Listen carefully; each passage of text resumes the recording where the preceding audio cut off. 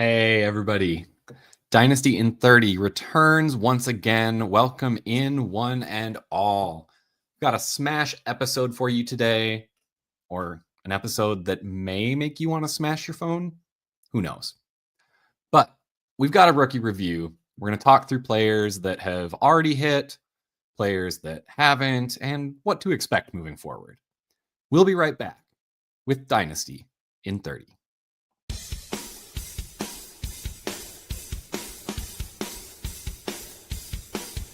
You're watching Dynasty in 30, only on Fantasy Now Plus.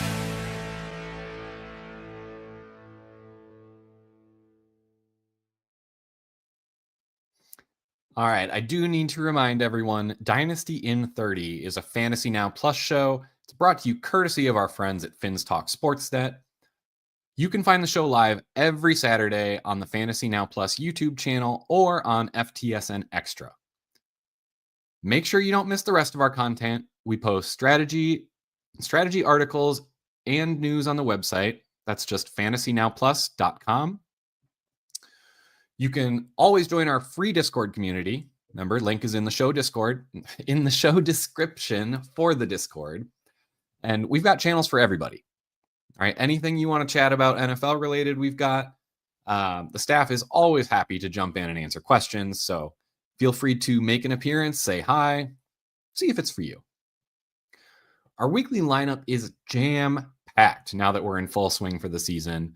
You want to make sure you subscribe so you don't miss a single episode.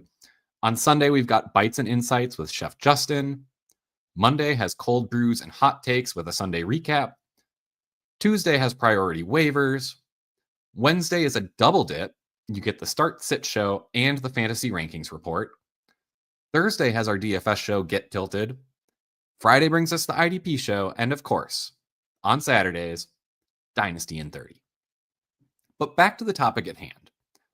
We really need to discuss the performance of this rookie class. We've had 4 weeks now. We want to see how their games have translated to the NFL. Some of them have been good. Some of them not so good. So to go quickly through a few, we did see an immediate impact from a few of the obvious folks. Teteroa McMillan, Tyler Warren, for example, they were obvious. A little bit less obvious ones. Emeka Ibuka and Harold Fannin Jr. also jumped onto the screen right away. Now, I'd love if we could just stop right here. Just celebrate the successes. We don't always get to victory lap in this industry, and frankly, our misses get a lot more attention. So it comes with the territory, I guess. That said, we have had some players that were highly drafted.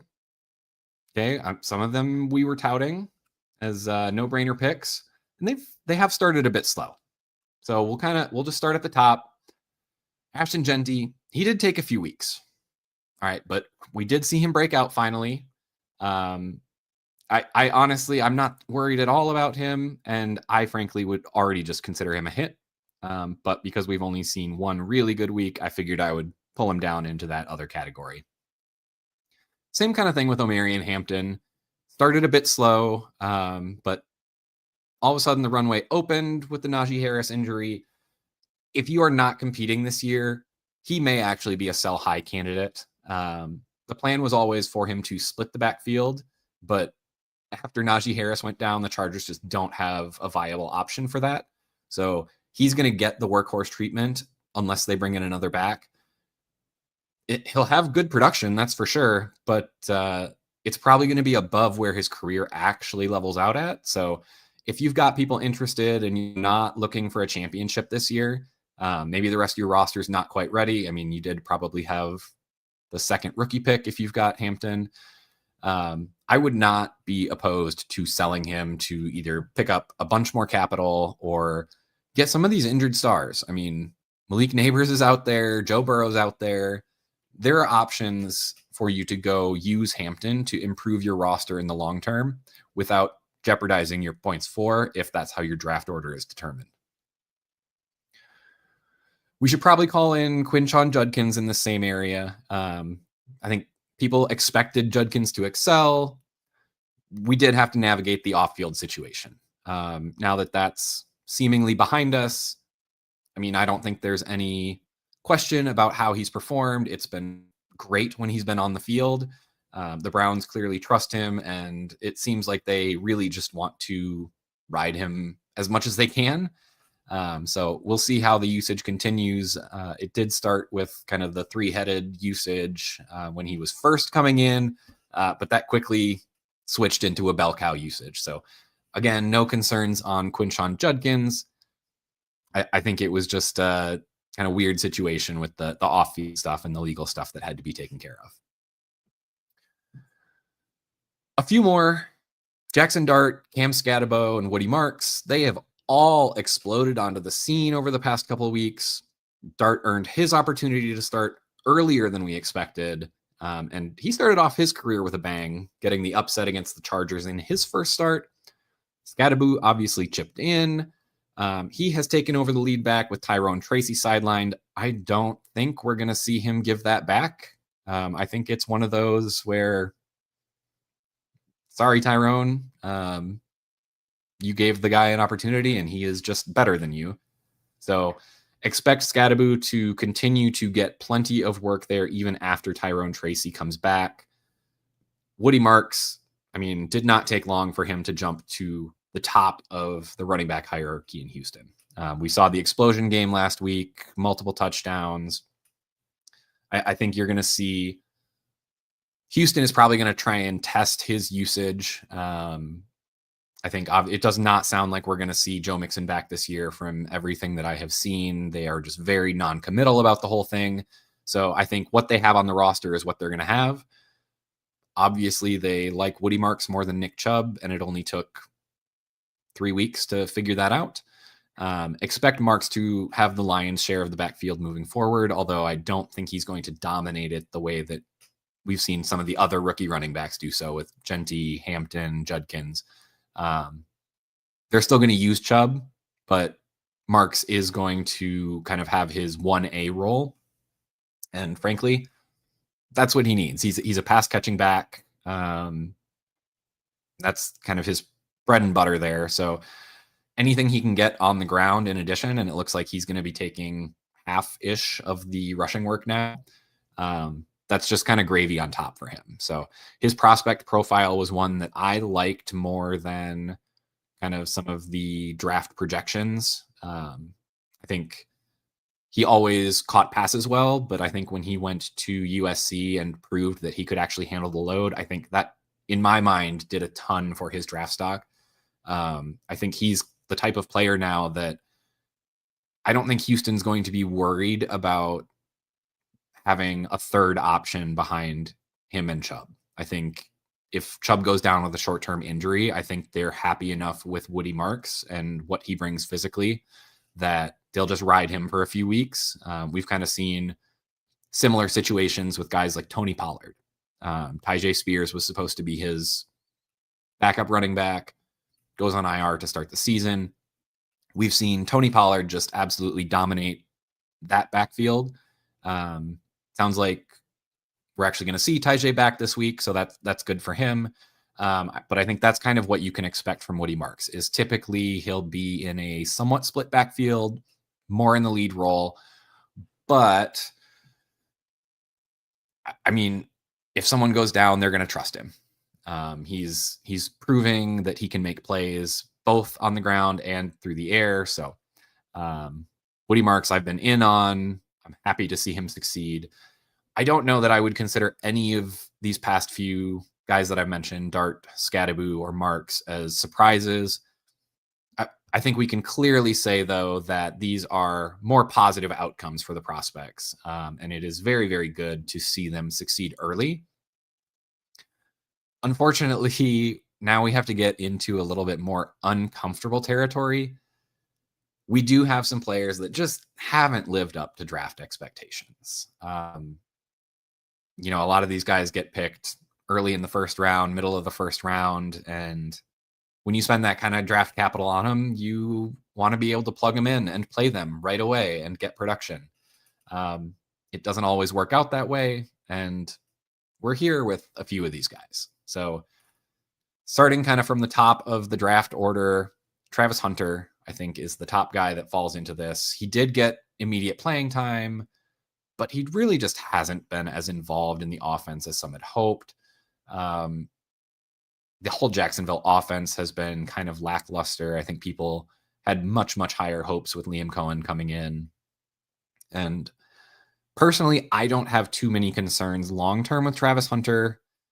I think he's just going to end up being one of those prospects that takes a little bit of time to transition into the NFL. Some of that is there's a whole new scheme getting implemented. One thing that I probably did overlook, and I think a bunch of analysts overlooked, is I don't know how to say this, but Shane Waldron is just a wide receiver anchor. There's just no other way to say it. He is killing passing games wherever he goes. I don't have high hopes while he stays there, but I think that's a Shane Waldron issue, not a Travis Hunter issue. We've seen he's got some playmaking ability. Honestly, I think Travis Hunter's the strength of his game is going to be kind of the short intermediate make plays after the catch. And I think that is really going to thrive as he gets more of a connection with his quarterback. So I want to see what it's like after he gets a full season with Trevor Lawrence. Can they start establishing that connection? Can they, I don't want to put the pressure of can they get a Mahomes and Kelsey type connection out there? But I mean, that's like the top end of what we're looking for is we want them to absolutely trust each other and know what each other are going to do. So Travis Hunter, a bit slow to start, but I think we're good. So go ahead. I'm going to bring on in my good friend Pudge, able to join us this afternoon. Oh my goodness. I am so sorry. I thought it was at 4:30. Nope, you're good. I mean, frankly, we're probably going to just keep going well past that anyway, knowing my history. So Oh, yeah, Lord, I've just been Lord. running through, kind of talking through. I gave the kind of just a quick summary. The guys that hit right away. So the Tet McMillan, Tyler Warrens, Emeka Ibuka. Yes, I did give him his due. Harold Fannin, and then kind of went through some of the guys that are getting there, started a little bit slow. So like the running backs that took a bit to get going. We're now into Travis Hunter was our first guy that really has kind of struggled so far in terms of fantasy impact. So Yeah. I guess my takeaway on Travis is I'm not that worried long term. I think he's got a Shane Waldron problem. But I mean, I think that's the extent of it. I think his skill set's showing, it just isn't being used effectively. He's in the offense and they're giving him targets. They're force feeding him. So he's part of the plan. But the hardest part is there's a Trevor Lawrence problem. Apparently he's not the quarterback that we all thought he was coming out of college. And he's just been flat and not good. Yeah, very true. Definitely the second piece of the negative puzzle that's going on there. So hopefully we start to see some of that get a little bit better. I don't know how many more coaches need to see Shane Waldron fail like this. I don't know how he keeps getting hired to run passing games, but I mean, buy low, I guess. He's part of the fraternity. So yeah, buy low on any receivers that get Waldron and wait for him to leave. Yeah, get BTJ if you can. Yeah. Get him. While you can still get him. Yeah, so I guess the other guy, there was kind of the running backs, the one guy that hasn't really hit that was kind of in that top tier, Trevion Henderson. What are your thoughts on him? Have you seen anything concerning? Are you worried about him? No, we brought him up yesterday on the show, and like Josh and I were talking about, you don't use a Rolls Royce every single play. he is one of those guys. That's how they used him over at Ohio State.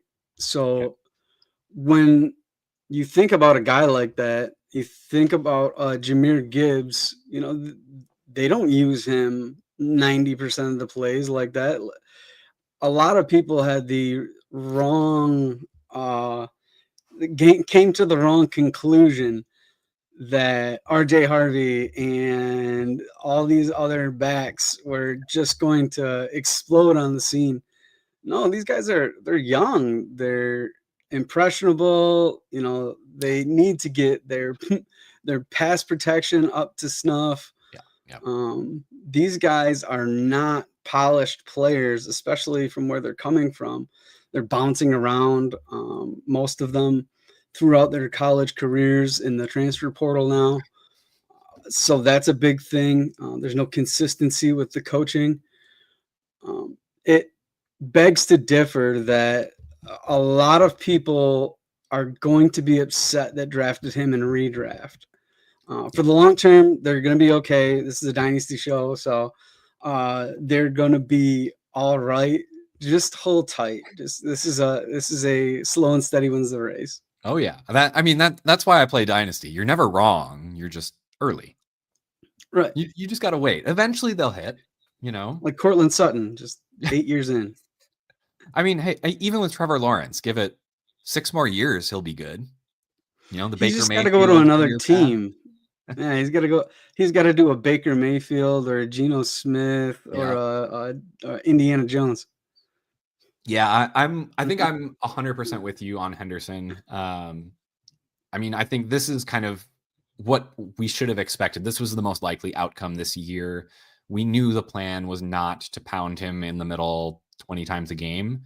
That's why they have Ramondre Stevenson. They've got Antonio Gibson, who can kind of do a little bit of everything as needed. But like you said, the plan was never to just use Henderson as a workhorse. I think Gibson was a receiver coming out of Memphis. Yep. So people they forget that he's so good at catching balls. Like, do you see him there next year? Probably not. And then that's the Travion Henderson role. But exactly. But people forget that Gibson was a wide receiver at one point in time. Yeah, and maybe Ramondre Stevenson should have done that with that one. What was it, 55-yarder? That might be his go-to career highlight through the air. But just think if Henderson catches that, I think we're having a whole different conversation. So, yeah, absolutely. Let's switch positions to quarterback. Dart obviously got his opportunity to start, has looked good. Cam Ward, though, like what do you make of Cam Ward so far? He was kind of the 101 in the real draft, and the top rookie quarterback option this year. Did people make a mistake? No, because if you look at some of these quarterbacks, they come into the league, and there's a reason why this team is picking first overall, right? Let's not get the cart in front of the horse. Let's back it off a little bit. There's a reason that the Titans were picking 101, and they're going to have another high draft pick that they're going to pick a left tackle next year. And you trust them to get that right? If they don't, then like Cam Ward he's toast. So it's tough. I don't understand the urgency on Cam Ward. He does have the mindset. He's mad. He's upset. He likes to win. These are all good qualities. You want these in a quarterback, and he took most of the heat for his outburst after the game, after this game on Sunday. So I like what he's doing. I like where his head's at, but he won't be much of anything. He's a pocket passer without a pocket. So that's one thing I wanted to talk about. He's actually looked pretty good on the ground. And I mean, he's got athleticism. It just hasn't been a big part of his game to run enough for fantasy. Do you think that's something that we should expect to see as he plays more and more? Or do you think that's something that he's just been coached against that is going to be kind of against his nature? I think they have to see it if they want to win games. Yeah. He's not going to be, obviously, he's not Josh Allen or Lamar, or he's more of like a Mahomes scrambler. He's more of Yep. a Jackson Dart, I think, will be a pretty good, comparable running styles in the pocket. He's not a first read scrambler. He's not going to run the read option very much. But yeah, if they want to win some games, they gotta manufacture some of his runs. Yeah, I mean they got to figure out something to move the ball. It's been kind of brutal the last few weeks, but we'll see if they can pull it together here in week 5. Kinda. Yeah. I'm trying to be generous. He's a rookie. Look at his weapons too, though. It's sad. Are you taking a shot at my boy Alec? No, he's like the only bright spot on that roster besides, Tony Pollard can't carry the ball every single play, but yeah, luckily they're getting Spears back, it looks like, this week, so hopefully that'll add someone else they can rely on a little bit. But other element, a little speed to their game that Calvin Ridley's not bringing. yeah, I don't know what's up with him. He apparently is just toast. So, trying to think, rounding out kind of those first round picks. You kind of mentioned RJ Harvey. Where are you falling on him? Like, is this something we should be concerned about? I know people were kind of, they threw around the Joker term right away and got all excited. I wasn't big. I was very low on RJ Harvey coming into the draft. We've got people that are getting rid of Kyren Williams before he signed his second contract with the Rams. He's 25 years old. That's like the same age as RJ Harvey. Yeah. Let's take those guys that have a little bit of a resume. Like I said, RJ Harvey, he's a good shifty little back. But I didn't see a path for him in that offense yet. He's going to be more like a Alvin Kamara. They're going to bring him along slow, like they did Kamara with the Saints and Ingram. History repeats itself. Yeah, I was gonna say. I mean, I think the bull case for RJ Harvey was always those Saints teams with Peyton, where they were just so effective on the ground that they were able to support 2 running backs. I think it definitely seems like Denver's taken a little bit of a step back offensively this year. Whether you want to consider that like a sophomore slump or, it's early still. Maybe they're just gelling still. But yeah, I mean, we haven't seen the dominance on the ground that people kind of harkened back to back when, yeah, it was Mark Ingram and Kamara and who else? It was Bush and Jimmy they had Graham. like Pierre Thomas for a while. Like whoever it was, they were they were like supporting multiple running backs every week. So I think people kind of got a little wish heavy there, hoping that it would get back to that instead of being more grounded in the most likely scenario. It's fun to wish. High hopes for new players. If you don't have hope, what do you have? Let's a lot of nothing. Yeah, quick break here. Let's answer a few questions. We've got to start sit here. Choose one flex with a whole bunch of strong options: Jacoby Myers, Woody Marks, Kamara, McMillan, or Genty. Choose one flex. How are you Genty. flexing one? Genty's got to be it. Unless he's your starting running back. It'd be Genty, and then next would be Marks for me. How about you? Yeah, I think it's got to be Genty first. With the usage we saw after that, I mean, I'm pretty close on Jacoby and Woody Marks. I think what we saw last week with Marks was like ceiling outcome, obviously. I mean, he's not going to score 2 touchdowns every week. I'm a little bit concerned about like Brock Bowers and Michael Mayer coming back from a concussion. I'm not sure how involved they're going to be. So it could be a sneaky week where Jacoby Myers gets like 30+% target share, as Bowers still kind of is trying to manage his knee injury. Yeah. Yeah, it sounds like, I mean, anything between Genty, Myers, Woody Marks, I think those are all good options. I'm a little more hesitant with Kamara. We just haven't seen the pass catching that we were hoping for coming into the year. And then McMillan, kind of been up and down. He's really not been producing at a high enough level to justify going over the other guys. Been solid, but I mean, I think more of like that consistent, wide receiver 2, wide receiver 3 area. So yeah, he's getting the targets. He's just not producing yet, and that'll come. So, But okay, we don't got a start him until we see it. prediction question here. Is this a yes or no? Is Cam going to hit Alec for a touchdown this week? Oh, they're playing what, Carolina?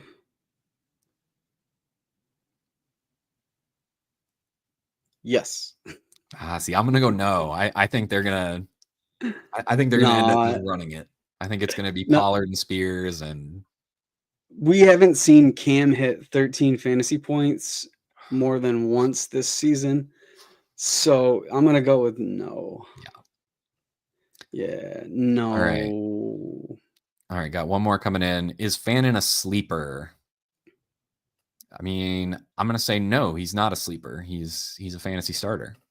Yeah, he's if you follow the show, Will and I are very high on Mr. Harold Fannin Jr. We were huge on him coming out.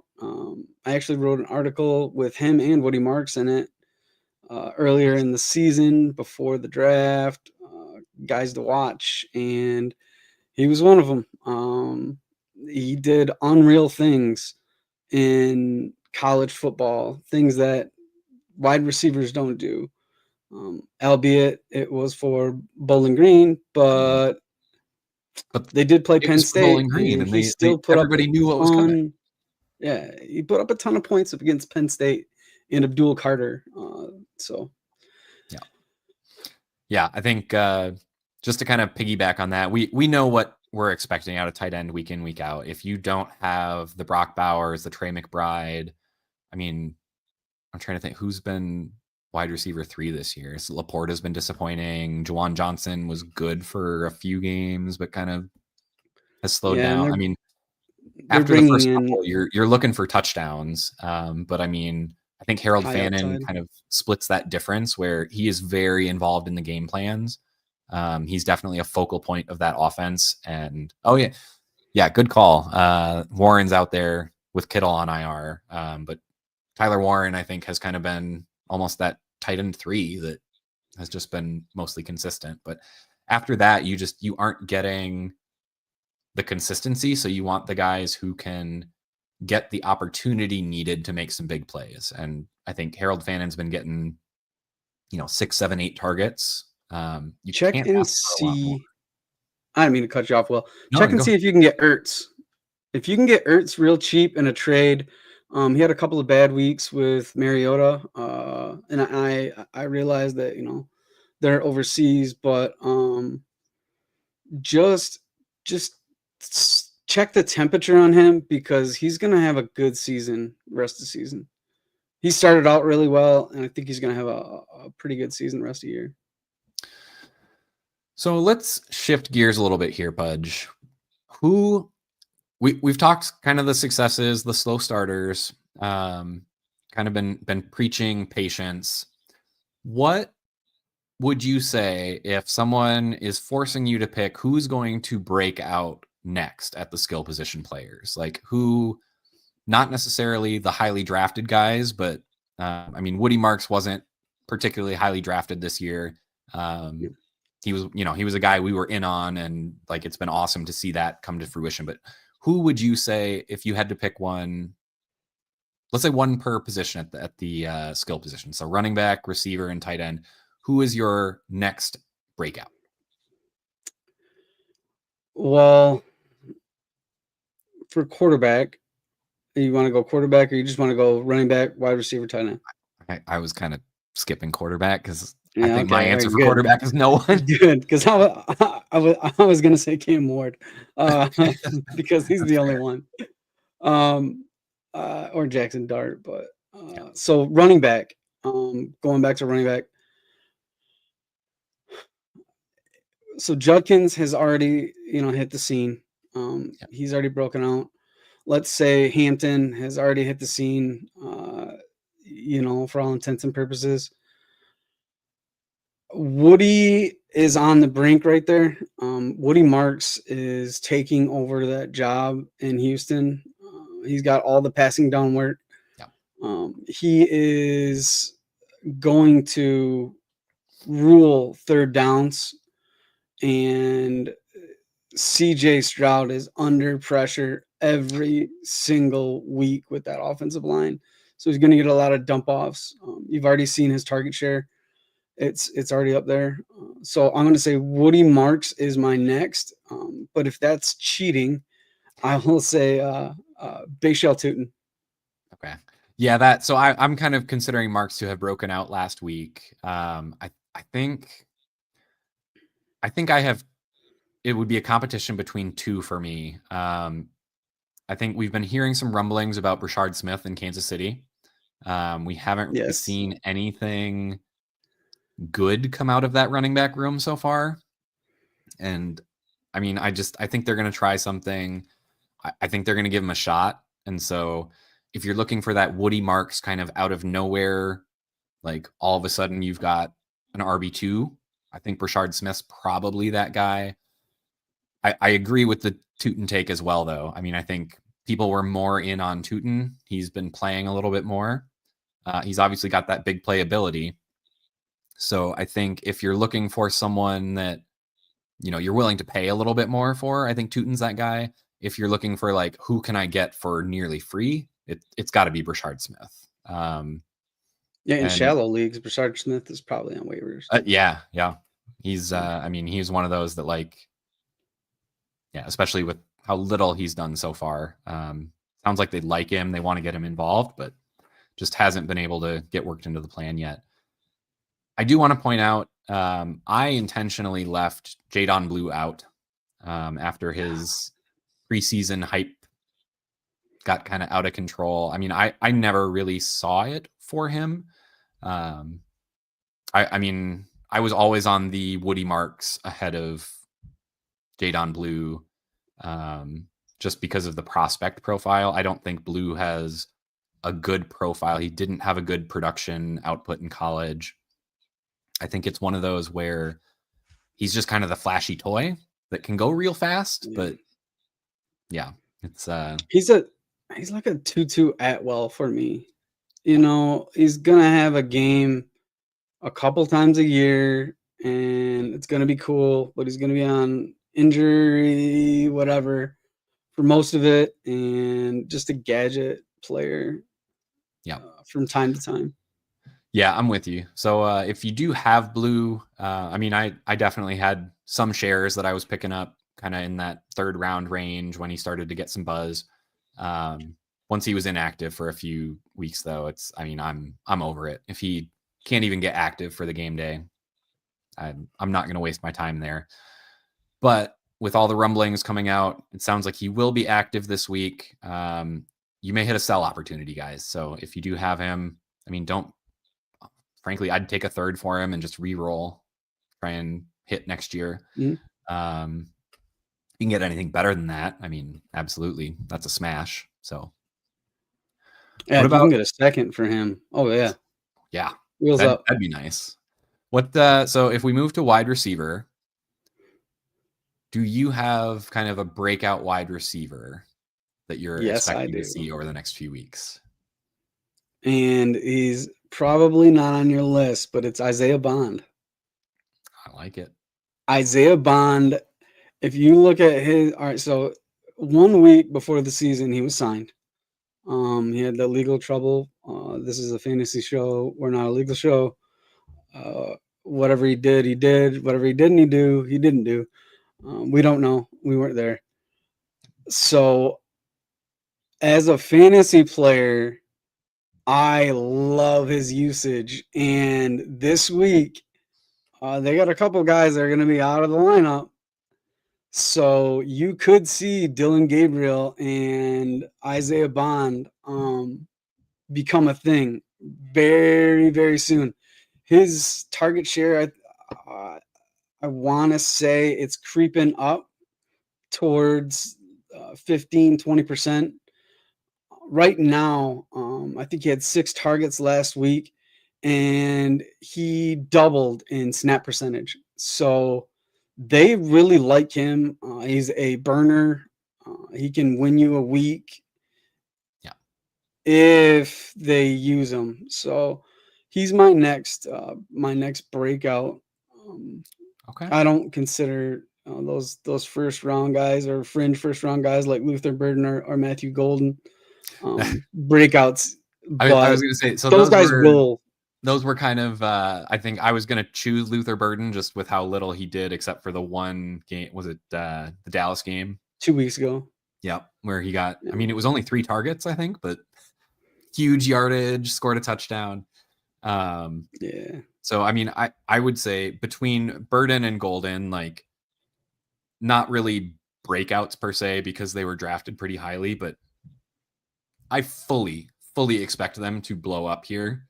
The Packers offense this year is built to throw the ball deep. There have been so many close calls with Golden so far. It's going to start hitting. They're going to start catching it. And when he catches those, it's going to be good. Yeah, I really think that's going to be the next big thing. Yeah, I think with Burden, I kind of look at the fact that Colston Loveland hasn't produced either, and like because both of them were so highly drafted, I mean, I was in on both of them before the season. To me, it seems like it's more of a culture thing with the Bears at the moment. I think Ben Johnson's trying to force his rookies to earn it, but I don't think that's going to stop them. I think it's just been slowing them down. So I'm still buying into the Bears. I think Caleb Williams has looked okay. I mean, I think he's had some good fantasy outputs, but yeah, as far as throwing the ball, he's middle of the pack right there. Yeah, it's been hit or miss. There have been some times when you're like, okay, this is the guy they drafted 101, and then there's times where you're like, oh, this guy plays quarterback, huh? Right, exactly. So yeah, I mean, I'm going to buy into Ben Johnson. I think coaching in the NFL makes a huge difference, and I trust Ben Johnson as an offensive coach. So I mean, I'm trusting that they're going to get Burden going. I think you're going to see Olamide Zaccheaus get phased out. Burden's going to step into that role. Loveland's going to step into some of that role as kind of the slot option from a tight end perspective. So I think you're going to see good things out of Golden and Luther Burden as well here shortly. So keep the faith. Don't sell low. Don't bail. Hold. Buy if you've got nervous managers. Nothing we've seen should be worrisome for either of those players. He's a field stretcher as it is. So yeah. He's like a JMO type of wide receiver, and he's young.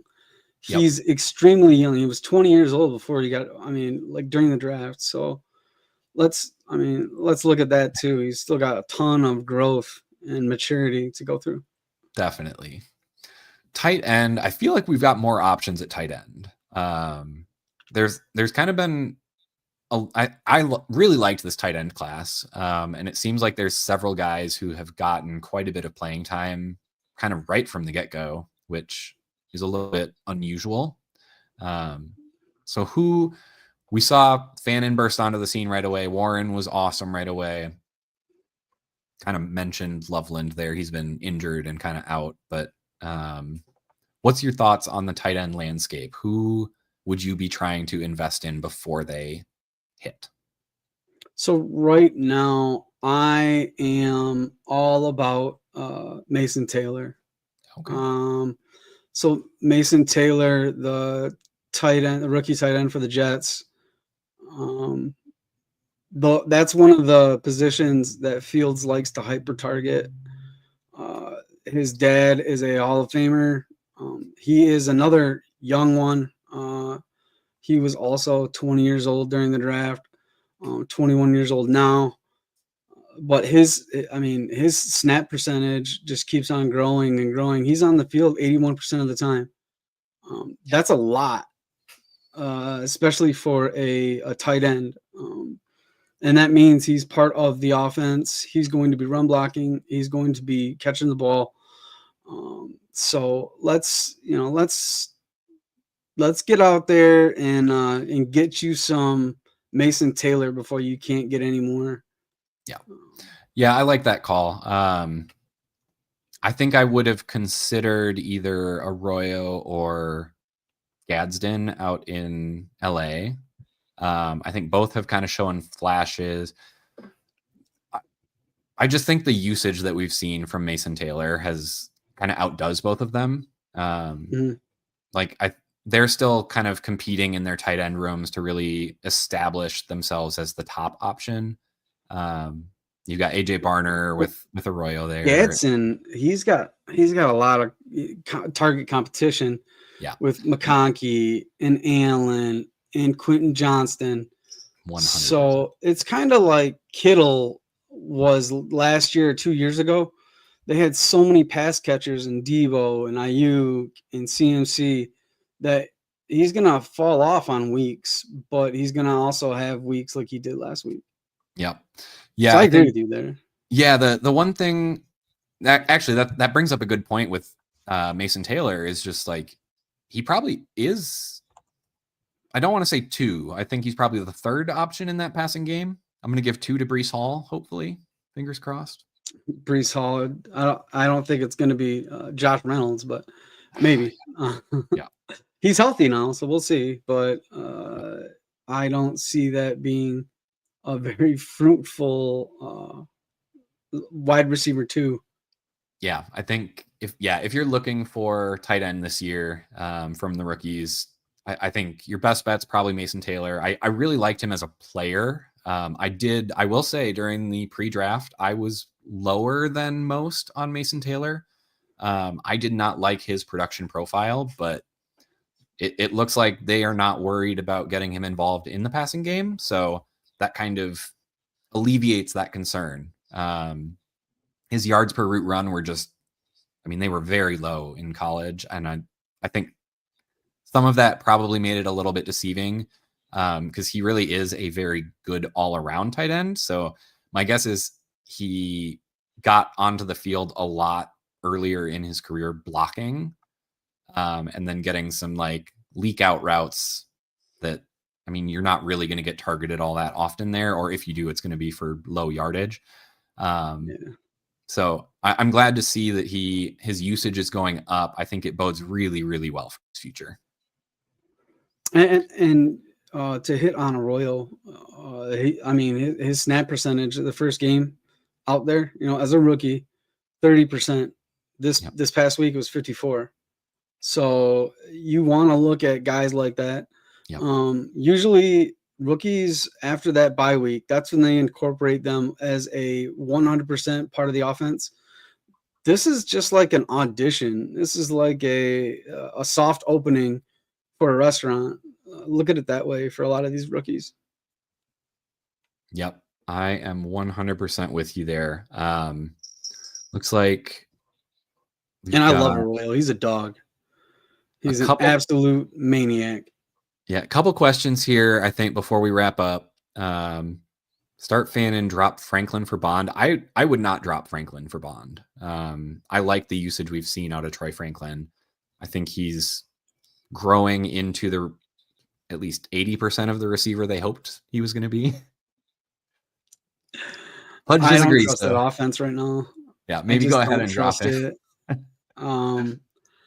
I would do it. I don't see Franklin being that guy. And if he is that guy, you're never going to be able to tell which week, and he's going to be on your bench. The week that Marvin Mims hits, he's going to be in your lineup. So I just have a really, really tough time without anyone named Cortland Sutton or J.K. Dobbins right now in that offense.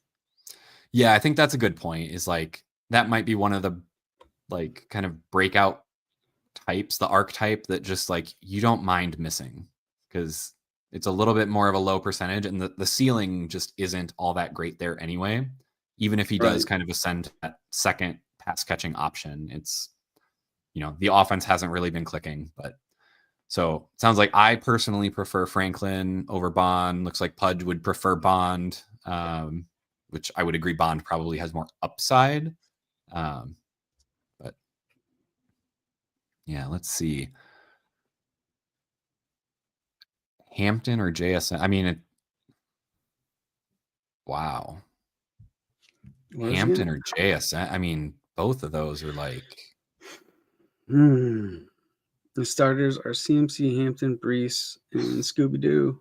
I mean, I know I was doing my projections earlier today. I know I have JSN projected for over 100 yards, which sounds crazy. I have to. Who are they playing this? Who's LA playing? Are they playing the? They're playing Washington. Yeah. So. Wow. That is a really tough one, but I think it's a no lose situation. I'd probably lean JSN for safety. Just because we've seen how just dominantly involved he is with that offense. Hampton being a rookie, like you never know if we've just been seeing kind of the high end of his output versus like maybe he's going to regress to the mean. If I have two good options, I'm going to take the safer one, just the way that I play. And JSN is going against Tampa Bay. If you can beat Tampa Bay, it's going to be through the air. So he's a safer bet. I also like playing number one wide receivers in my flex spot more than I like playing running backs. That's one of my go-to techniques. It's worked for me in the past, but I always like that floor in my flex spot. One quick one before we go. Isaac Guerrero, fully irrelevant? Correct. Yes, I'm with you. Yeah, once they brought in Brian Robinson, I mean, he now needs 2 injuries to see anything significant. So, yeah, he fell under the Jordan Mason. I was unavailable, so I am trash to Shanahan. Yep, absolutely. It happens to every single back there. All right. Well, again, we are over 30 minutes. My apologies to anyone who is a literalist. But my apologies to you. Oh, I couldn't believe I thought it was 4:30. I'm so sorry. No, I mean, you're just used to seeing it end at the end of that. So you just don't realize that we start that much earlier and just go long. So awesome. Well, thanks everybody for coming out. Make sure if you have not, please subscribe, like the video. It helps us with the algorithms. If you control the algorithms, you control the world. So help us control the world so we can bring you more good content. Until next week, guys, this has been Dynasty in 30. See ya. Thanks for listening. Be sure to like and subscribe wherever you watch or listen to podcasts. We'll be back next week for more ways to win your league.